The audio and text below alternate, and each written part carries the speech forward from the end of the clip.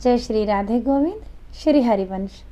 हमारे प्रयाजू हम सब पर अपनी कृपा दृष्टि सदैव बनाए रखे।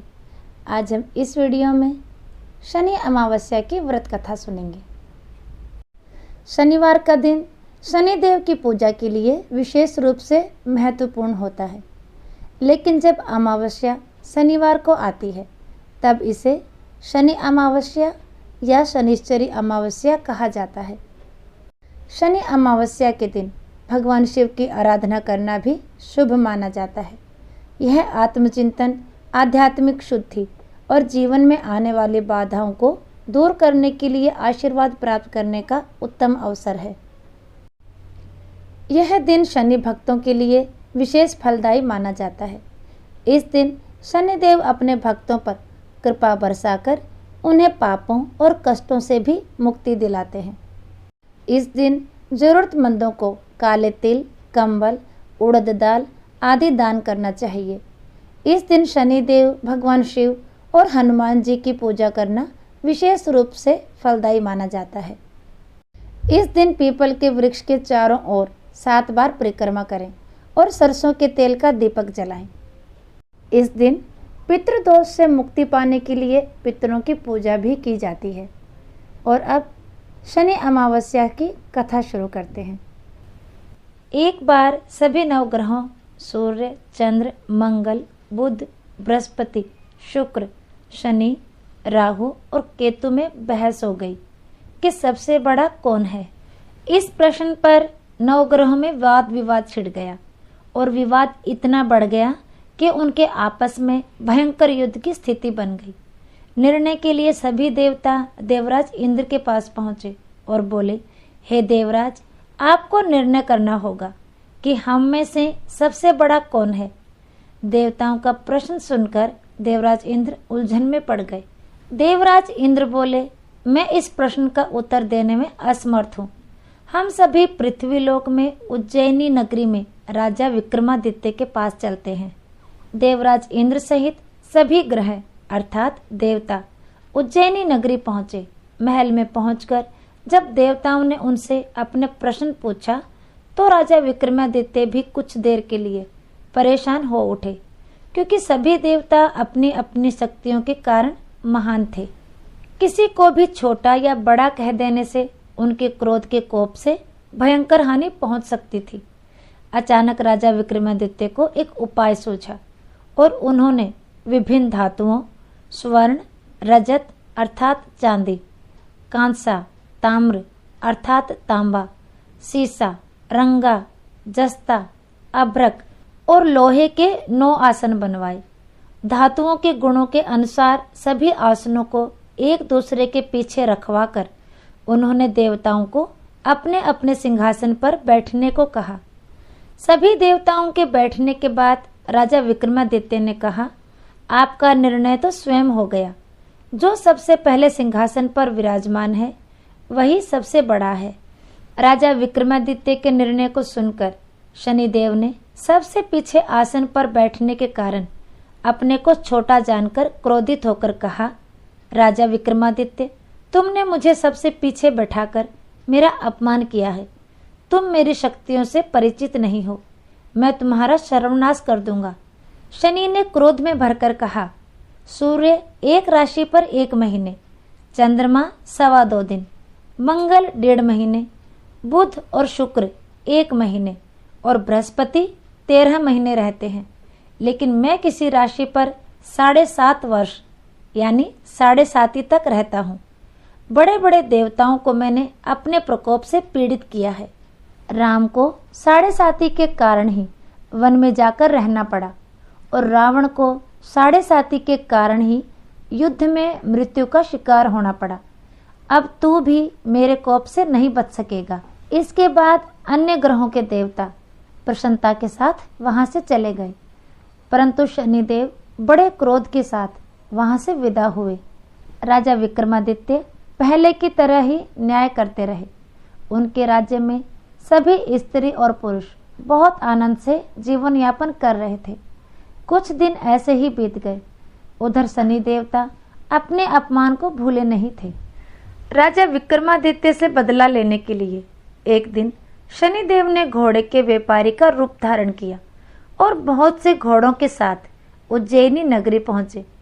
राजा विक्रमादित्य ने राज्य में किसी घोड़े के व्यापारी के आने का समाचार सुना तो अपने अश्वपालों को कुछ घोड़े खरीदने के लिए भेजा। घोड़े बहुत ही कीमती थे।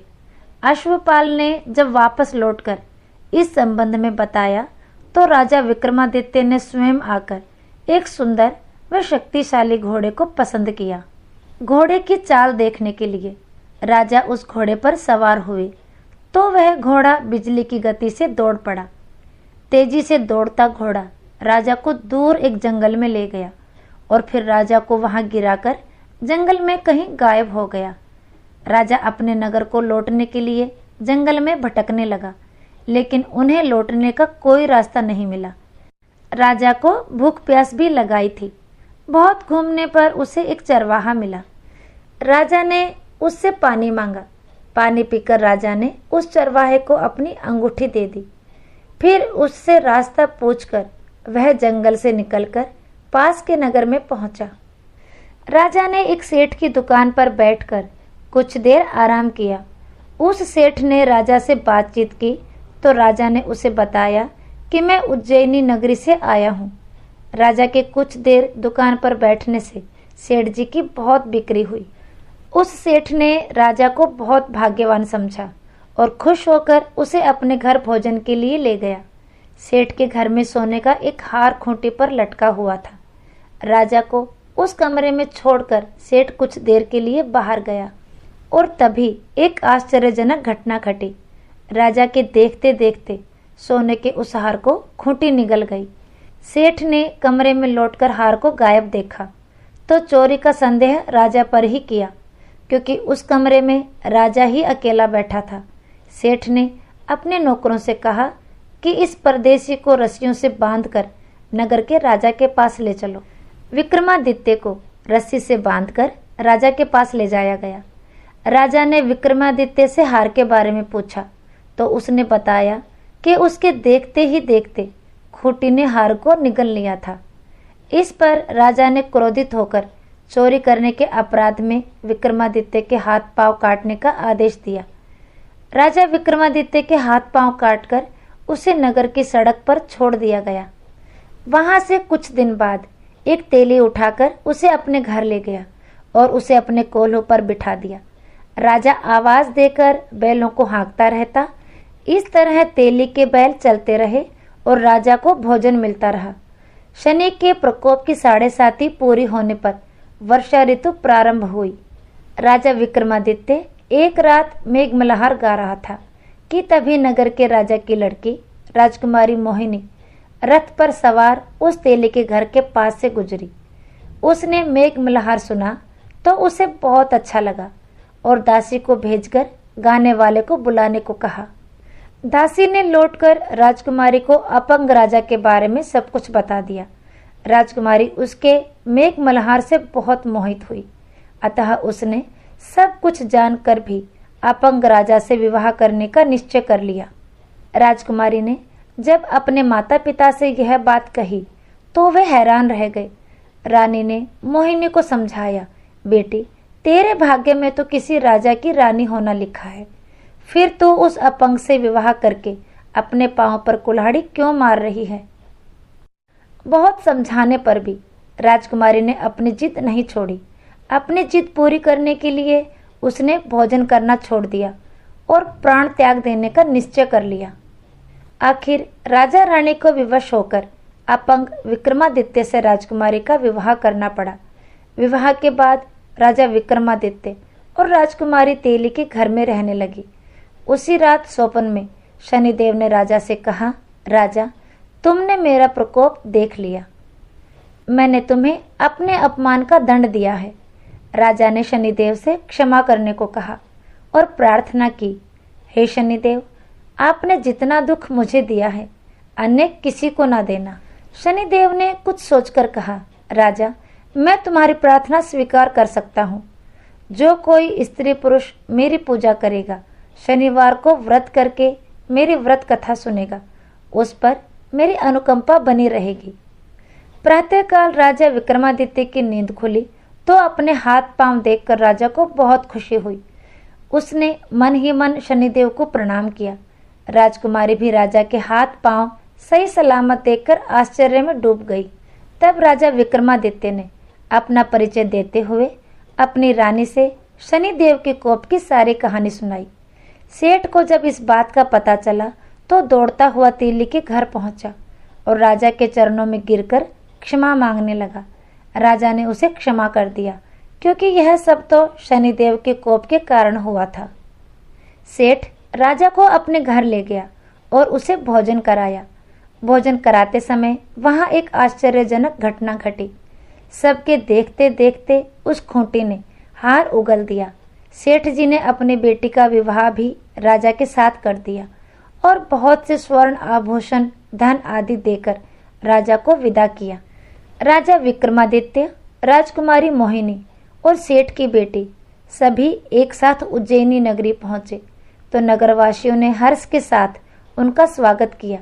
अगले दिन राजा विक्रमादित्य ने पूरे राज्य में घोषणा करवाई कि शनिदेव सब देवों में सर्वश्रेष्ठ हैं। प्रत्येक स्त्री पुरुष शनिवार को उनका व्रत करे और व्रत कथा अवश्य सुने। राजा विक्रमादित्य की घोषणा से शनिदेव बहुत प्रसन्न हुए। शनिवार का व्रत करने और व्रत कथा सुनने के कारण सभी लोगों की मनोकामनाएं शनिदेव की अनुकंपा से पूरी होने लगी। सभी लोग आनंद पूर्वक रहने लगे।